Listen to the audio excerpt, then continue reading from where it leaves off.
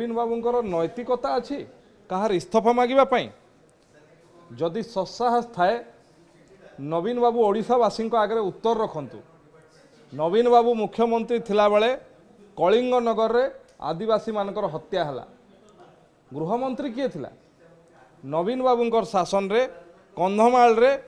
Fake encounter हला आपणकर माओवादी ना रे साधारण लोक नवीन बाबूंको समय रे स्मिता राणी हत्या हला नवीन बाबूंको समय रे महांगा रे ट्रिपल मर्डर हला नवीन बाबूंको समय रे ममिता मेहर हत्या हला नवीन बाबूंको समय रे गोविंद साहू हत्या गृहमंत्री किए थिला आज्ञा नवीन बाबू केते थर इस्तफा देथिले नवीन पट्टनायक नैतिकता अच्छी क्या इस्तफा मागिबा से प्रथमे ओडिशावासी आगे उत्तर रखंतु एथिपाई एवं मु तो धन्यवाद जनइबी माननीय मुख्यमंत्री को आज कौन सी कथा को भ्रूक्षेप न करी सी ओडिशावासी स्वार्थ रे inquiry crime branch inquiry report देले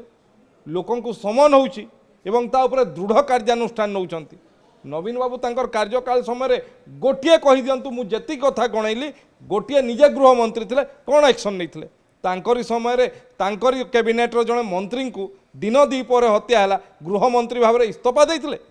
नैतिकता अच्छी नवीन बाबूंकर 24 वर्ष शासन से नैतिकता आधार इस्तफा मागे तांकर कौन नैतिक अधिकार नहीं।